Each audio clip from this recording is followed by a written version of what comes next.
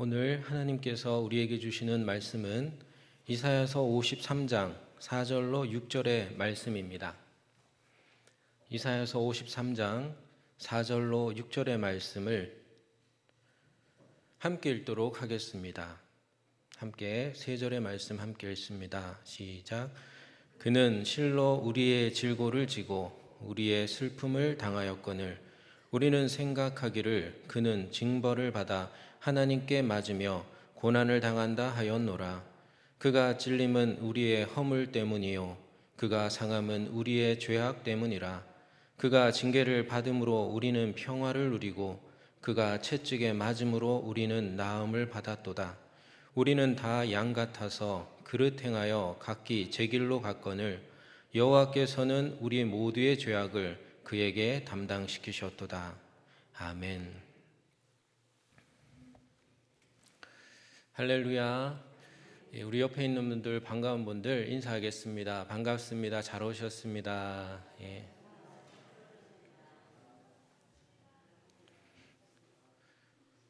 지난번에 제가 금밤 설교 때 시작하면서 아직도 코로나에 한 번도 안 걸린 분들의 인간관계를 돌아봐야 된다고 그랬는데 제 인간관계가 괜찮구나 하는 것을 한번 경험했습니다. 농담이고요. 다들 조심하시고 또 잘 회복하시고 또 서로를 위해 기도하는 이 시간들 되었으면 좋겠습니다.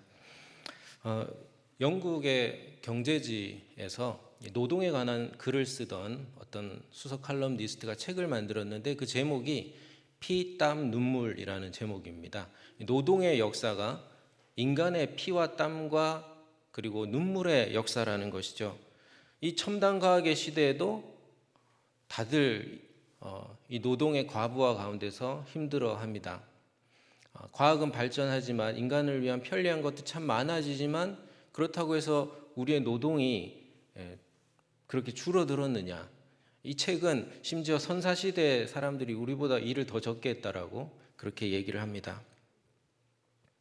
인생도 그렇습니다. 피와 땀과 눈물의 역사죠. 좋을 때도 있고 또 기쁠 때도 있지만 인생의 시작과 끝으로 보았을 때 그 인생의 우여곡절 속에서 우리는 피와 땀과 눈물을 겪게 됩니다.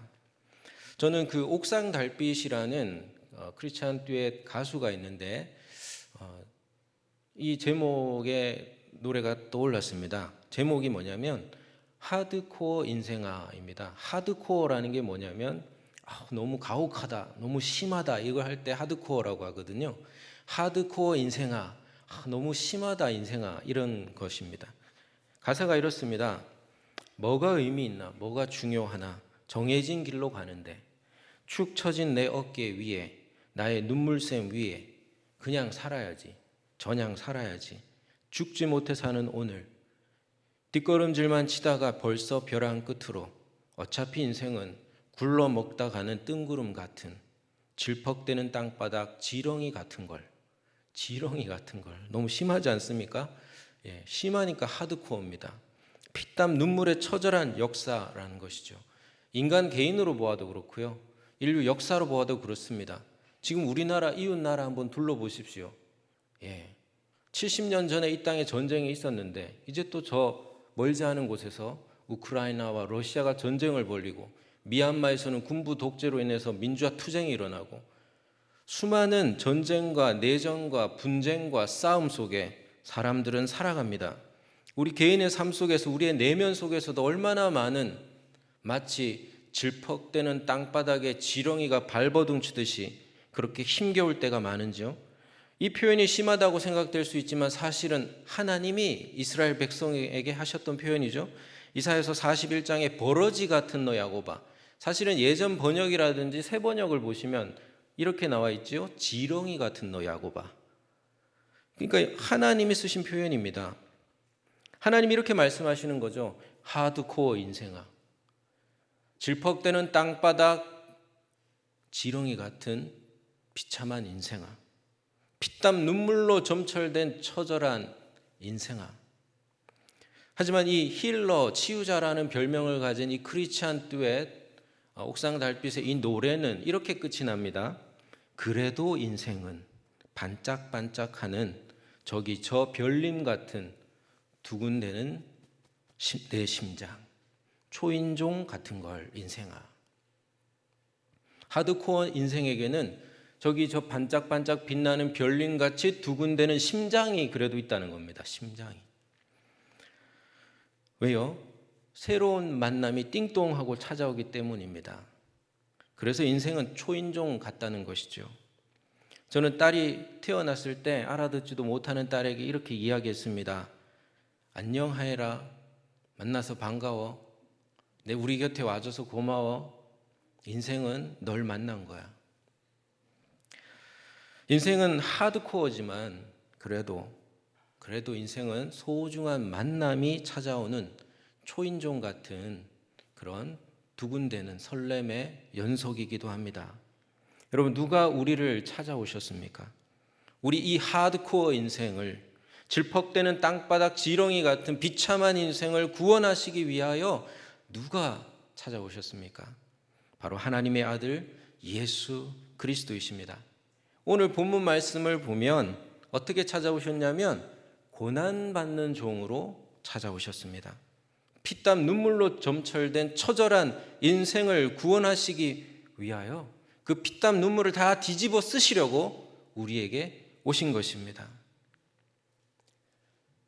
이 벌레 같은 날 위해 주 보혈 흘렸네. 아멘. 예수님께서는 영광받는 종으로 오신 게 아니라 고난받는 종으로 오셨습니다. 왜 고난받는 종으로 오셨냐? 우리가 고난을 받고 있기 때문입니다. 우리가 죄와 사망에 매여서 극심한 고통 속에 있기 때문입니다. 비유하자면 우리는 지금 피를 흘리고 있습니다. 서로 찢고 뽑고 싸우면서 많은 상처를 주고받으면서 영혼의 피를 흘리고 있습니다. 예수님께서 내 이웃을 내 몸처럼 사랑하라고 말씀하시면서 굳이 어떤 예시를 들었습니까? 강도 만난 자의 예시를 들었습니다. 근데 강도 만난 자가 아니죠. 강도 당한 자죠. 누가복음 10장 30절 예수께서 대답하여 이르시되 어떤 사람이 예루살렘에서 여리고로 내려가다가 강도를 만나매 강도들이 그 옷을 벗기고 때려 거의 죽은 것을 버리고 갔더라. 강도를 당해서 피를 흘리며 사경을 헤매는 사람, 강도 당한 사람입니다.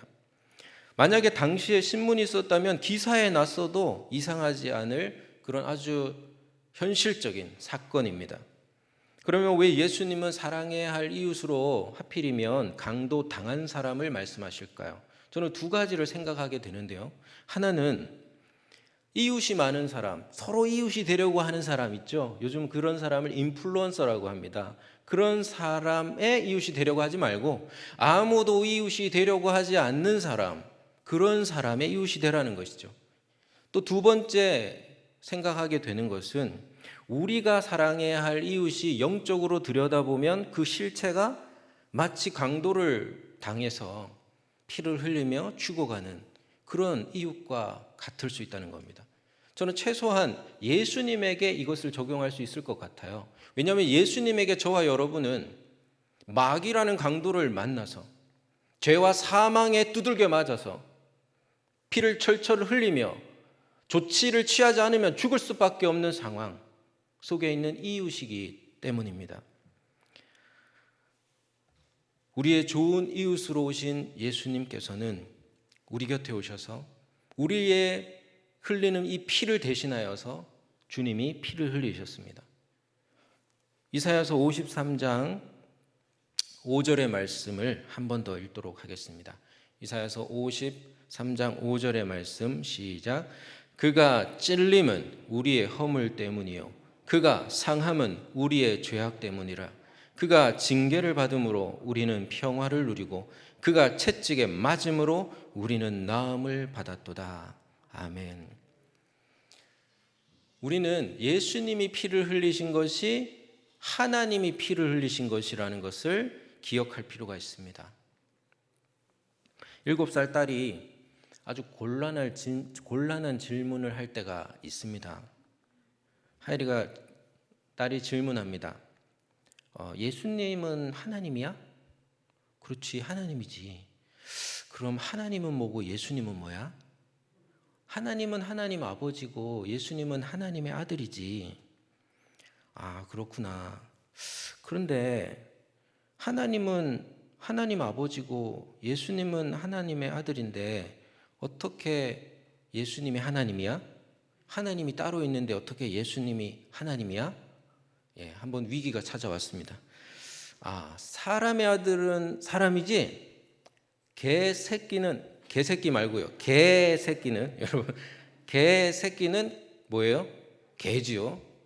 그러면 하나님의 아들은 하나님이야 아니야? 아, 하나님이지. 맞아, 하나님이지. 그렇구나. 근데 여기서 멈추지 않습니다. 그럼 예수님이 없었던 적도 있어? 하나님이 하나님한테 태어났으니까 하나님한테 태어나기 전에는 없었을 거 아니야, 이러는 거예요. 다행히 제 전공이 교리를 공부하는 조직신학이어서 다행이지. 제가 떠올랐던 것은 선제 교리입니다. 예수님의 선제 교리. 뭐냐면 예수님은 하나님과 하나님 아버지와 동일한 신적 본질을 가지고 계시기 때문에 시간 속에 태어나신 분이 아니라 영혼 가운데 태어나셨다라는 것이죠. 그래서 모든 것이 창조되기에 앞서서 이미 존재하고 있었다. 그래서 그것을 선제 사상이라고 하거든요. 지금 이 하엘이가 선제 사상을 저에게 질문하고 있는 겁니다. 그래서 딸에게 대답했습니다. 예수님은 하나님의 아들이지. 그러니까 하나님이지. 그래서 우리가 살 수도 없는 저 먼 옛날에 그걸 영원이라고 하거든. 그 영원 전에 하나님에게서 태어났기 때문에 예수님이 없었던 적은 없어라고 이야기해줘요. 그러니까 딸이 깜짝 놀라더라고요. 정말? 예수님이 없었던 적이 없어? 여러분, 예수님은 하나님의 아들이십니까? 그러면은 하나님이십니까? 그렇다면 예수님이 흘린 피는 하나님이 흘린 피가 맞지 않습니까? 그래도 좀 불편하십니까? 사도행전 20장 28절에 아주 충격적인 표현이 나옵니다. 바울이 장로님들에게 이렇게 말하는 겁니다. 물론 그 당시의 장로들은 목회자들을 포함한 그런 장로들이지만요. 여러분은 자기를 위하여 또는 온 양떼를 위하여 삼가하십시오. 조심하십시오. 성령이 그들 가운데 여러분을 감독자로 삼고 하나님이 자기 피로 사신 교회를 보살피게 하셨느니라. 하나님이 자기 피로 사신 교회를 보살피게 하셨느니라. 세상의 소금 염산교회는 하나님이 자기의 피로 사신 교회인 줄 믿습니다. 십자가의 보혈은 단지 예수라는 한 인간이 흘린 피가 아니라 하나님이 흘리신 보혈이라는 것입니다. 여러분, 고난주간입니다. 십자가를 바라보시면서 십자가에 달리신 예수 그리스도께서 흘리신 피가 누구의 피라고 생각하십니까? 바로 하나님의 피라는 것입니다. 그러니까 히브리서 9장 14절에서 말씀하시는 것처럼 어찌 그리스도의 피가 너의 양심을 살리지 못하겠으며 어찌 그리스도의 피가 살아계신 하나님을 섬기게 하지 못하겠느냐. 여러분, 그리스도의 보혈이 우리에게 능력을 상실했습니까? 그리스도의 보혈이 이제는 힘이 없는 것입니까? 그리스도의 보혈은 언제나 어디서나 우리의 양심을 살리고 살아계신 하나님을 만나게 하고 화해시키고 우리를 살려내는 능력이 있는 거룩하고 능력 있는 보혈인 줄 믿습니다. 그리스도의 피는 하나님의 피이기 때문입니다. 우리 함께 한번 고백했으면 좋겠는데요. 주의 보혈 능력이 있도다. 주의 피 믿으오. 주의 보혈 능력이 있도다. 주의 피 믿으오. 주의 보혈 그 어린 양의 매우 귀중한 피로. 한 번 더 고백하겠습니다. 주의 보혈 능력이 있도다. 주의 피 믿으오. 주의 보혈 그 어린 양의 매우 귀중한 피로다. 아멘. 여러분, 이 고난주간 동안 이 찬양을 들으시면서 기도하시기를 바랍니다. 첫 번째로 십자가는 하나님의 피라는 것, 하나님의 자기 희생이라는 것을 우리가 살펴봤고요. 두 번째로 십자가는 하나님의 땀입니다. 제가 군대에 있을 때 훈련을 하는데 이런 훈련을 합니다. 위급 상황 대비 훈련입니다. 그래서 사이렌이 막 울리면은 한 명의 병사가 저기 탄약고로 달려갑니다. 탄약 가지러 막 달려가요. 그러면은 그 병사의 군장을 다른 병사가 짊어매야 됩니다. 그러니까 두 개를 매야 되죠. 군장 하나에 25kg거든요. 그럼 두 개 매면 50kg. 그걸 메고서 저기 언덕에 있는 초소로 시간 안에 뛰어서 도착해야 됩니다.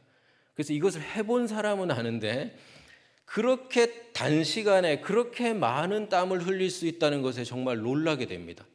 몸이 땀으로 가득 젖어버립니다. 아주 짧은 시간에. 그래서 1억을 줘도 군대 안 간다는 게 이런 것 때문입니다. 너무 힘듭니다. 1년 동안 제가 정말로 1년 동안 군대 꿈을 꿨어요. 힘듭니다, 여러분. 군대에 있는 우리 자녀들 위해서 기도해 주시기 바랍니다. 물론 요즘 군대는 핸드폰도 쓰더라고요. 좋아졌습니다. 예수님은 십자가를 짊어지시고 골고다 언덕을 오르셨습니다. 한번 상상해 보시기 바랍니다. 하지만 여러분, 그 상상은 틀렸습니다. 왜냐하면 관습대로라면 예수님은 십자가형의 나무를 끌고서 올라가지 않았을 것이기 때문입니다. 십자가로 번역된 헬라어 스타우로스는 원래 이 세로로 땅에다가 탁 박아놓은 말뚝을 의미했습니다. 그리고 이 말뚝에다가 가로지르는 나무를 이렇게 다는 것이죠. 그리고 처형당하는 사람이 거기에 눕고 또 손을 묶고 못을 박고 다리에도 묶거나 혹은 못을 박는 것입니다. 그러니까 처형당하는 사람은 우리의 상상하고는 달리 이 십자가 골고다 언덕을 오를 때에 가로지르는 나무만을 들고서 오르게 되는 것입니다. 그런데 희한한 것은 이 관습대로 안 했을 수도 있지만 이 관습대로 우리가 상상해 봤을 때 참 희한한 게 있습니다. 뭐냐면 마가복음 15장 21절에 보시면 마침 알렉산더와 루포의 아버지인 구레네 사람 시몬이 시골로부터 와서 지나가는 사람을 붙잡아가지고 그를 억지로 같이 가게 하여 예수의 십자가를 지우고, 그러니까 예수님은 혼자서 이 가로지른 나무조차 짊어지고 갈 수가 없었던 거예요. 이 가로지르는 나무 하나조차도 짊어지고서 혼자 못 걸어서 어떻게 했습니까? 지나가는 어떤 시골 사람, 가난해 보이는 사람 한 명 붙잡아가지고 억지로 같이 가게 하고 같이 지게 하는 것이죠. 여러분, 군인들이 관대해서 그랬겠습니까? 군인들이 채찍질하고 뺨 때리고 옷 벗기고 침 뱉고 하는데 그럴 리가 없잖아요. 못 걷는 겁니다. 못 버티는 거예요. 왜 그랬을까? 당시에 이 채찍질 때문이었습니다. 당시의 채찍질은 그 채찍에다가 동물의 뼈 조각을 달았습니다. 그래서 한번 내려칠 때마다 어떻게 됩니까? 살점이 뜯겨져 나갑니다. 아주 잔혹한 형벌이었고 어떤 사람들은 이 채찍질만으로 사망하는 경우도 있었을 정도입니다. 그러니까 예수님께서 여러분 이 언덕을 오르실 때 얼마나 힘겨운 상태였을까? 이 가로지르는 나무 하나였지만 그것조차도 천근 만근이었을 것입니다. 아마 땀을 비 오듯이 쏟으시면서 그 언덕을 오르셨겠죠. 저는 우리 교회에 오시는 성도님들 인사 나눌 때 걸어오셨는지 차 타고 오셨는지 이제는 대본에 알겠더라고요. 걸어오신 분들은 어떻게 해요? 안녕하세요 목사님. 숨을 헐떡이십니다. 땀이 그리고 송글송글 이렇게 맺혀 계십니다. 차 타고 오신 분들은 뽀송뽀송하신데요. 물론 걸어오시면 운동되고 좋으시죠. 여러분 걸어 올라오는 것만으로도 너무 힘들어요, 언덕이. 그런데 여러분 뭐 지고서 올라온다고 생각해 보세요. 근데 여러분 채찍질을 한 40번 맞고 올라온다고 생각해 보세요. 여러분 얼마나 힘들었을까요? 혼자 못 걸으시는 거예요. 그런데 여러분 무엇보다도 예수님께서는 십자가 위에서 땀을 쏟으셨습니다. 십자가에 못 박힌 사람은 너무 많은 피와 땀과 그리고 너무 많은 고통 때문에 어떻게 됩니까? 숨이 헐떡헐떡거리게 되고요. 목은 마르고요. 몸은 탈진 상태에 빠지게 됩니다. 가장 고통스러운 것은 두 손이 박힌 그 못에 의지하여서 몸을 지탱해야 되는 겁니다. 호흡을 하기 위해서 몸을 지탱해야 되는 겁니다. 몸을 세워야 되는데 몸이 세워지지 않는 것이죠. 왜냐하면 손이 너무 아프니까. 그 고통 속에서 시간이 지나서 서서히 죽어가는 것입니다. 그래서 하루 만에 안 죽고 며칠 동안 살아있는 사람도 있다는 것이죠. 그렇게 서서히 죽어가게 되어 있는데, 그런데 희한한 것은 마가복음 15장 44절에 보면 빌라도가 이상히 여겼을 만큼 예수님은 빨리 돌아가셨습니다. 오전 9시에 달리시고 오후 3시에, 그러니까 단 6시간 만에 돌아가신 것입니다. 이게 무엇을 의미할까요? 예수님은 십자가라는 종착지에 이르기까지 얼마나 치열하게 땀 흘리며 수고하며 사셨으면 십자가에서 6시간을 버틸 체력이 남아있지 않았습니다. 그 증거 중에 하나가 바로 이 십자가를 지기 위한 예수님의 그 투쟁의 기도, 치열한 기도, 바로 겟세마네 기도입니다. 누가복음 22장 24절에 따르면 예수님은 힘쓰고 애써 더욱 간절히 기도하셨다고 했는데요, 이것을 묘사하기를 누가복음이 이렇게 묘사하죠. 땀이 땅에 떨어지는 뭐 같다? 핏방울 같이 되었다. 너무 열심히 기도하셨는지 혈관이 터지셨는지 땀이 핏방울 같이 떨어지셨다는 거예요. 얼마나 땀 흘리며 애써서 기도하셨을까? 근데 무엇하고 기도하셨길래 그랬을까요?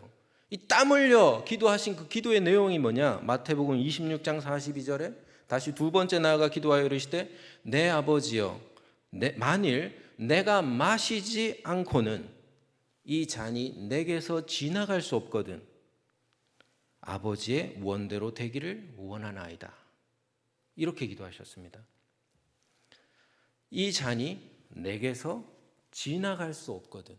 그러니까 이 잔을 내가 피할 수 없다면, 이 잔을 내가 막닥뜨려야만 한다면, 이런 의미죠. 오늘 말씀 이사야서 53장 6절의 말씀 함께 읽도록 하겠습니다. 이사야서 53장 6절 시작. 우리는 다 양 같아서 그릇 행하여 각기 제 길로 갔거늘 여호와께서는 우리 모두의 죄악을 그에게 담당시키셨도다. 아멘. 담당시키셨다라는 이 단어의 히브리어 원어는 파가입니다. 이 단어의 원래 뜻은 막닥뜨리다, 피할 수 없게 하다입니다. 그래서 항상 히브리어를 거의 직역을 하는 KJV 성경이 있는데, 그 성경이 이렇게 번역을 하면 뭔가 어색하니까 짊어지우다라고 번역을 했거든요. 그런데 역시 직역하는 성경답게 각주를 달았는데 이렇게 달았습니다. 히브리어로는 우리 모두의 죄악이 그에게 막닥뜨리게 했다. meet, 영어로 만나다, 막닥뜨리게 했다. 이렇게 각주를 달았습니다. 하나님은 우리의 모든 죄악의 잔이 예수님에게서 지나가게 하지 않으셨습니다. 피할 수 없게 하셨습니다. 막닥뜨리게 하셨습니다. 누가요? 하나님이요. 그리고 예수님은 이렇게 고백하시는 겁니다. 내 아버지 하나님, 인류의 모든 죄악을 담은 이 잔이 내게서 지나갈 수 없다면, 내가 피할 수 없다면, 내가 막닥뜨려야 한다면 이 십자가의 독이 든 성배를 내가 삼키겠습니다. 여러분 다 들어보셨을 텐데 방탄소년단 아시죠? 방탄소년단. 네, 이름은 다 들어보셨을 거예요. 세계적인 K-팝 가수죠. 옛날 노래 중에 이런 제목의 노래가 있습니다. 피땀 눈물이라는 제목의 노래가 있습니다. 피땀 눈물 뭐 이러는 노래인데요. 거기에 이제 가사가 이런 대목이 나옵니다. 네가 아닌 다른 사람 섬기지 못해. 물론 요거는 사람에게 하는 말이에요. 내가 널 너무 사랑해서 내가 너 말고 다른 사람을 섬기지 못한다고, 뭐 그런 겁니다. 네가 아닌 다른 사람 섬기지 못해. 알면서도 삼켜버린 독이 든 성배. 뭐 이렇게 거창한지요? 알면서도 삼켜버린 독이 든 성배. 내 피땀 눈물. 이런 거창한 가사입니다. 여러분 근데 예수님에게 한번 적용해 볼까요? 아버지 하나님이 아닌 다른 분을 섬길 수 없습니다. 그러니 피할 수 없다면, 막닥뜨려야 한다면 이 십자가의 성배를 삼키겠습니다. 바도 없어서 나의 피와 땀과 눈물을. 여러분 십자가는 하나님이 우리를 위하여 쏟다시피 흘리신 하나님의 땀이 맞습니다. 예수님이 이 잔을, 십자가를 막다뜨리기 위하여 피땀을 흘리며 땀을 흘리며 기도하셨습니다. 마지막으로 십자가는 하나님의 눈물입니다. 이사야서 53장 4절 함께 읽도록 하겠습니다. 오늘 말씀 이사야서 53장 4절 시작. 그는 실로 우리의 질고를 지고 우리의 슬픔을 당하였거늘 우리는 생각하기를 그는 징벌을 받아 하나님께 맞으며 고난을 당한다 하였노라. 아멘. 예수님은 십자가에서 이 하드코어 인생, 우리의 인생에 이 많은 질고와 이 슬픔을 다 당하셨다는 거예요. 당해 주셨다는 겁니다. 예수님은 십자가에서 이 질퍽대는 땅바닥에서 발버둥치는 지렁이 같은 비참한 우리의 인생 가운데 찾아오셔서 우리의 눈물을 닦아주시기 위해 함께 우시는, 그 눈물에 동참하시는 분이라는 것이죠. 여러분이 지금 어떤 상황에 처해 있든지 간에 우리 예수님께서는 여러분을 정말로 충분히 공감하실 수 있는 분이십니다. 왜냐하면 멀찍이 떨어지고 계신 게 아니라 우리의 고통 가운데 찾아오셔서 우리와 함께 우시는 분이기 때문입니다. 진정으로 위로할 수 있는 분입니다. 그래서 히틀러에 저항하다가 감옥에서 처형당하셔서 순교하신 본회포 목사님은 이렇게 말씀합니다. 오로지 고통당하시는 하나님만이 우리를 도울 수 있다. 저 멀리 팔짱 끼고 계신 하나님은 우리를 도울 수 없다. 오직 고통당하시는 하나님, 십자가에 달리신 하나님만이, 거기서 눈물을 흘리시며 우리의 눈물을 닦아주시는 하나님만이 우리를 도우실 수 있다. 근데 우리 하나님은 그런 분이시잖아요. 여러분, 기도하면서 하나님께 나아가셔서 마음껏 우시기를 바랍니다. 주님 우리의 눈물을 진정으로 헤아리실 수가 있습니다. 여러분 다들 보신 영화 가운데 패션 오브 크라이스트라는 영화가 있으시죠? 그 영화에서 어떤 장면이 가장 인상적이십니까? 저는 가장 인상적인 장면이 거의 마지막에 나오는 장면인데요. 십자가를 하늘에서 이렇게 내려다보는 장면입니다. 내려다보는데 저 높은 하늘에서 십자가를 탁 내려다봐요. 그런데 갑자기 그 카메라 앵글 전체가 물방울이 되어가지고 땅으로 떨어집니다. 그랬나 하시는 분은 혹시 나중에 한번 보십시오. 카메라 앵글 전체가 물방울이 되어 땅으로 떨어집니다. 저는 이것이 하나님의 눈물을 묘사한 게 아닌가 생각합니다. 여러분, 신학자 몰트만은 이렇게 얘기했습니다. 세상의 모든 고통은 성자 예수님의 고통과 성부 아버지 하나님의 슬픔과 성령 하나님의 위로 속에 포함된다. 성부의 슬픔이, 성부의 눈물이 있다는 것입니다. 여러분, 십자가는 두 팔 벌려 세상의 모든 고통을 끌어안으시는, 지금 저 우크라이나를 끌어안으시는 성부와 성자와 성령 삼위일체 하나님의 눈물이 맞습니다. 말씀을 맺겠습니다. 인생은 하드코어입니다. 쥐퍽대는 땅바닥에서 발버둥치는 지렁이같이 비참한 것이 우리의 인생입니다. 여러분, 이 표현이 거북하신 분들은 이렇게 얘기하는 것 같아요. 뭐 저렇게 십자가까지죠? 아우 추하게, 이렇게 얘기하는 것 같습니다. 왜 처절한 십자가에 예수님이 달리셔야 됩니까? 인생의 삶이 처절하기 때문입니다. 피땀 눈물로 점철된 처절한 인생이기 때문입니다. 그럼 누가 자신의 힘으로 하나님 곁으로 의인의 자리에, 구원의 자리에 앉을 수 있단 말입니까? 거기에 어떻게 설 수 있단 말입니까? 우리는 다 양 같아서 그릇 행하여 각기 제 길로 가버렸고 길을 잃어버렸습니다. 절대로 하나님 곁으로 우리가 설 수가 없습니다.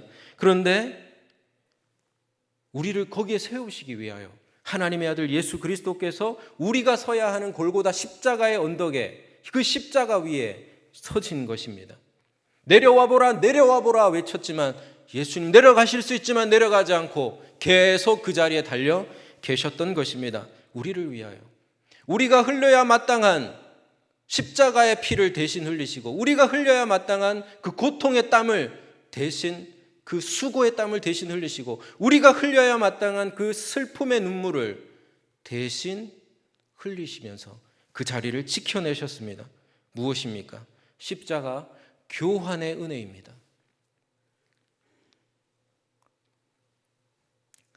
십자가 십자가 그 그늘 아래 내 소망이 있네. 십자가 십자가 그 그늘 아래 내 생명이 있네.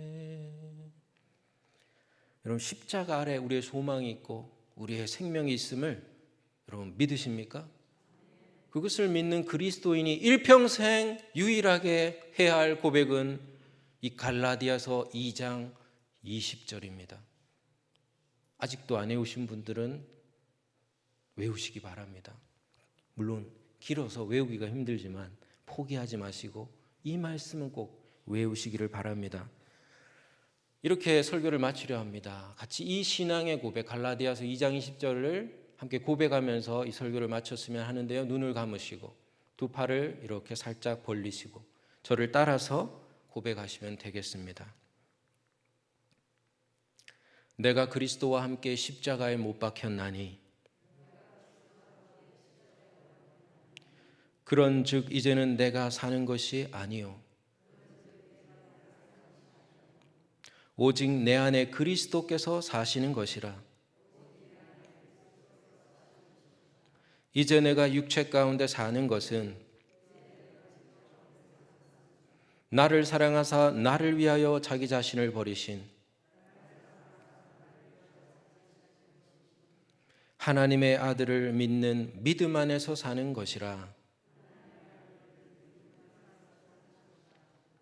기도하겠습니다.